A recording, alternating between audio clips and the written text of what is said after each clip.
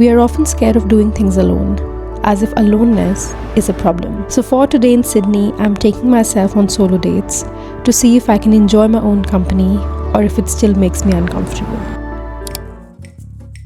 I'm here in Sydney for a bit. Basically, my partner's here for a work trip and I decided to tag along because why not? But that means that I'll be spending most of the time here alone, and that got me thinking how we still feel spending time alone is a bit awkward.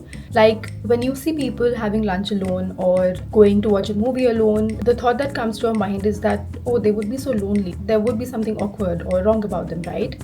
And if I'm being honest, I've had that thought a lot of times when I look at people who are doing things by themselves. So I have decided to take myself out on solo dates here in Sydney to find out if I actually enjoy my own company or it just gets plain awkward. I also don't live in Sydney, so I don't know anyone here, which kind of makes it a perfect place to try it out. And if you've ever wondered if spending time alone is actually as empowering as people say, or it's just plain uncomfortable, then I guess keep watching because we're about to find out together. So now before we head off, I'm just going to quickly apply my Rode gloss, which I love. Rode recently came to Australia and I really like their balm tints, whatever this is.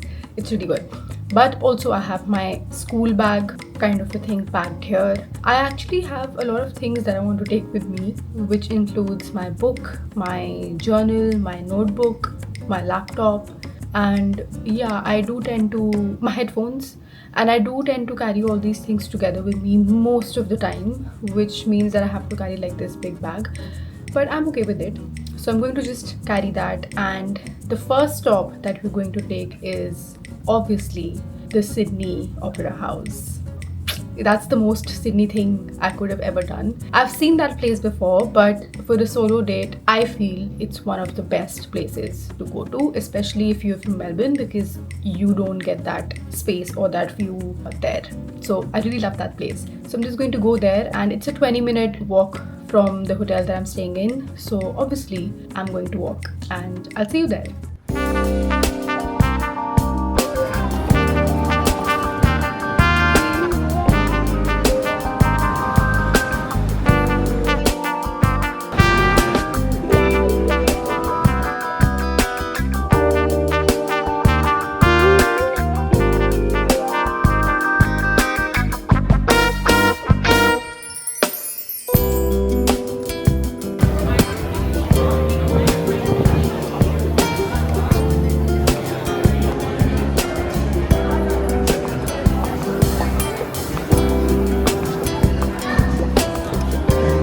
I'm right now sitting on the stairs of the Sydney Opera House after my first solo date. I had some coffee at the Opera House bar and it was fun, but I think it was also awkward at first. It's actually getting really awkward right now because I have a mic in my hand and it's a very touristy, busy place, and I also have a camera in front of me. The thought that everyone's looking at me and thinking, what am I doing here alone, keeps popping up. But I think that made me also wonder that, yeah, usually people don't go alone at such busy places, but why not? Like, that's the point of solo travel and solo dates, right? To go to places that you want to see even if no one's around to go with you. And I also think that for someone who's, obviously very underconfident like I am, and I'm doing this, I'm really like kind of changing that whole narrative and whole script around my confidence for myself, which is something that we have to do. You only build confidence when you actually do the thing that you're scared of doing. Another thing I realized was that very often the things that we think people are thinking about us are also the things that we quietly believe about ourselves. So if you feel like you're alone, that means you're lonely or you need to be with someone or you don't have anyone to be with. Maybe that's not true.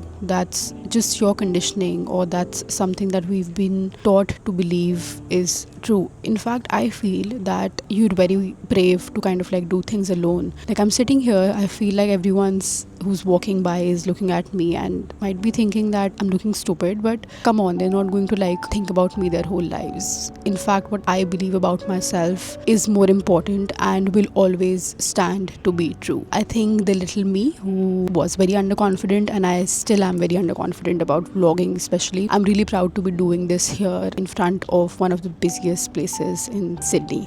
Now for my next solo date, I'm going to the Museum of Sydney, and I know it's not as busy as the Opera House, but I just wanted to go to one of the places that I really like to visit often alone and see how that whole experience is. So let's go.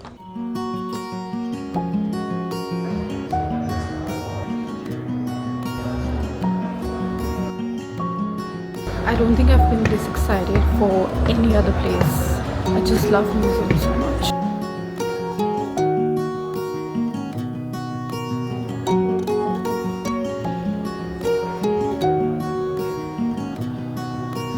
Over 200 years ago, without warning, strangers arrive. They appear on the east coast, at a place called Warram. The strangers name it Sydney.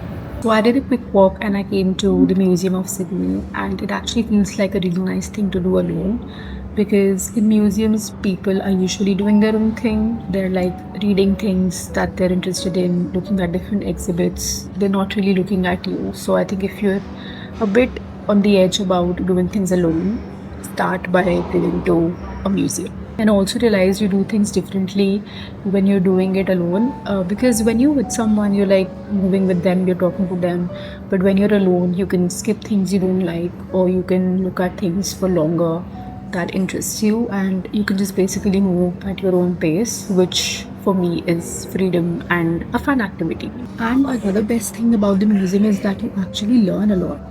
I learned so much about the First Nations people here. One of the things that really stood out for me was just how long the indigenous communities have been connected to this land, and how much of the culture and knowledge has been created by them and has existed long before the city that we see today. And as a migrant, I have to say that I learned about the First Nations people a lot later than what I would have liked to, because after understanding their contribution to the land, I actually developed this sense of belonging to Australia in general. I highly recommend whoever's planning to come to Australia, or even if you're not, just learn about them. It's really fascinating, it's really knowledgeable, and you see Australia in a very, very different light altogether. It actually changes the way you see the cities that we see today, like Sydney, Melbourne, because you know that they have a deeper story behind everything, and it was so different to what we see today.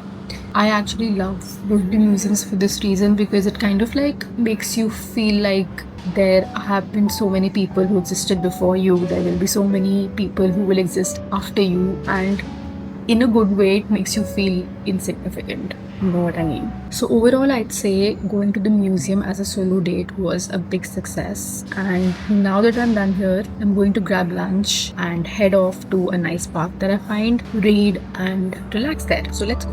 How can I be in a new city and not visit a famous park here, which is called the Hyde Park, and there's this beautiful building in between. I'm just going to show it to you. I found a really sweet spot in the garden, and now I've decided to read my book for a while. I'm currently reading this book called My Friends by Frederick Backman. I really like this author. I love the way he writes, although I've only read one of his other books maybe 2 years ago, which is called A Man Called Ove. I've heard that the pronunciation for Ove is something else, so I'm not sure, but I loved that book so much. I just want to tell you that this book is about a 59-year-old Swedish man who loses his wife and his job and now wants to kill himself. And I remember when I read it 2 years ago, I was literally weeping by the end of it. I loved that book so much. I don't think I've cried after reading any other book. I feel like crying for me is an indication that I really, really loved that form of art. So whenever I read people like Frederick Backman, I feel like, how and why do you write so well? It's so impressive. Every sentence they write, every feeling that they have, and how beautifully they put it on paper, it's just blows my mind. And I also have a habit to kind of underline the things that I like in a book. I've underlined a lot of things in this book so far, but I just want to read like this one bit which I really liked so far. So it goes like, the only thing we can take for granted is that everyone we have ever met, and everyone we have ever known, and everyone we have ever loved will die. So, how great must our imaginations be for us to even summon up the enthusiasm to get out of bed each morning? Endless. Imagination is the only thing that stops us from thinking about death every second. And when we aren't thinking, oh, those are all the very best moments when we are wasting our lives. It's an act of magnificent rebellion to do meaningless things, to waste time, to swim and drink soda and sleep late, to be silly and frivolous, to laugh at stupid little jokes and tell stupid little stories, or to paint big paintings, the biggest you can imagine, and to try to learn to whisper in color, to look for a way to show other people, this was me, these were my humans, and these were our farts. Isn't that so beautifully written? And I love how people write about something as sad as death and give it such a positive spin. I won't tell you much about the farts part that is written about, because that would definitely give a lot away from this book, and I really want you to read it. So now I'm just going to spend some time reading this book in the garden, make it a solo date, and then I'll go back to my hotel room and we'll talk about how my day went. I just heard something and I'm going to run from here. I just heard some voices coming out of the bush that was behind me, and so I just packed my stuff up and I ran to another spot, and I literally thought that there was a snake there, so I just ran and now I'm sitting here. I hope कि यहाँ से कोई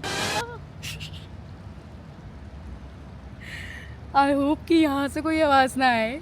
I literally thought there was something behind me for some reason. But I hope, I hope that there's nothing here and that I'm able to read my book for some time in peace. See ya.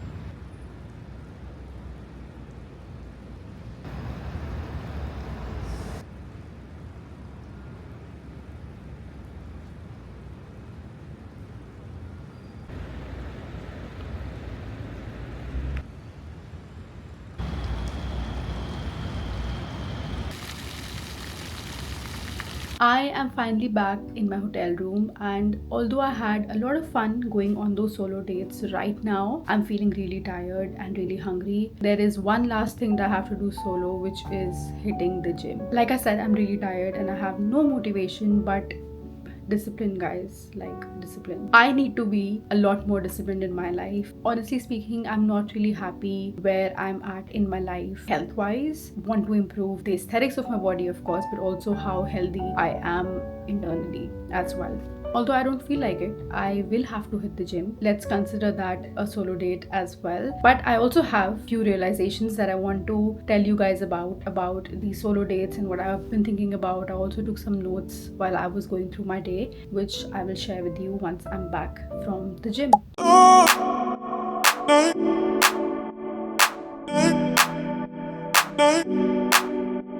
So I'm at the hotel gym and it's practically empty, which kind of defeats the purpose to see how my solo date went.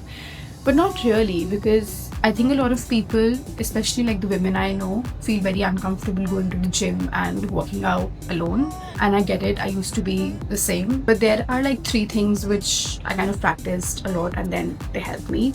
Number 1 was to always have a workout plan. Like I always go with knowing what I'm going to do that day so that I'm not distracted by looking at other people or thinking that they're looking at me. The other thing that really helped me was headphones. Like when you put your headphones on, you feel like you're in your own bubble, and I've seen so many people at the gym do it. It also is really motivating. I put a lot of Punjabi music on and then I like lift my weights and it just gives me that motivation. And the third thing is no one's really looking at me as much as I think they're looking at me, especially at the gym, because the good thing is that the gym is full of self-obsessed people who want to look at their bodies and improve their bodies. And I think we should all learn from people who go to the gym, the discipline and the way they're in a good way self-obsessed. So yeah, no one's looking at us. These 3 things practically helped me in working out at the gym. But yeah, right now the gym's empty, but I'm still going to continue with my workout. And then I told you that I have a few reflections about my solo dates as well that I journaled down. So I'm going to go back to the hotel room and then share them with you.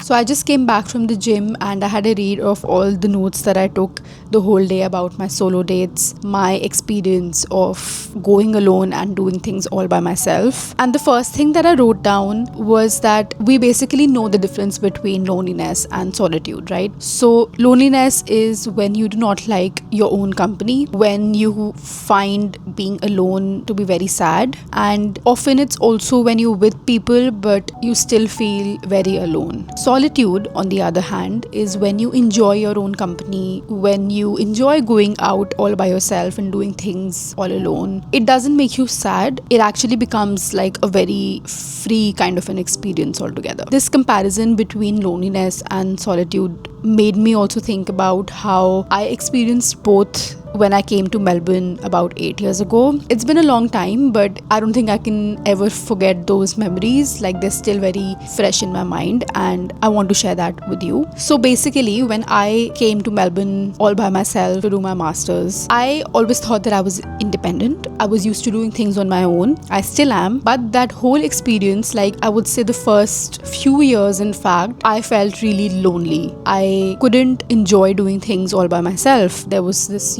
innate loneliness that I guess I've had since childhood, but it just came out when I was actually alone. And it's a difficult experience, of course, to move houses, move cities, move countries, and to live by yourself. But I also realized that sometimes you have to force yourself to get out of the loneliness and create solitude, which I had to do. Because I was in a new country, I had to force myself to go out to coffee shops alone, to go to parks like I do right now and read a book, to also enjoy meals alone and go to movies alone. I even did that. And it did feel like awkward at first because I wasn't used to it. I always was used to having friends and familiar faces around and my family around, which wasn't the case when I moved here. But because I was forced to do those things at the beginning, I had no choice but to start enjoying them. Because I was like, if I have to spend time alone, I might as well start making it a nice experience for myself, right? And ultimately, I transitioned from loneliness to solitude. And I feel like that's something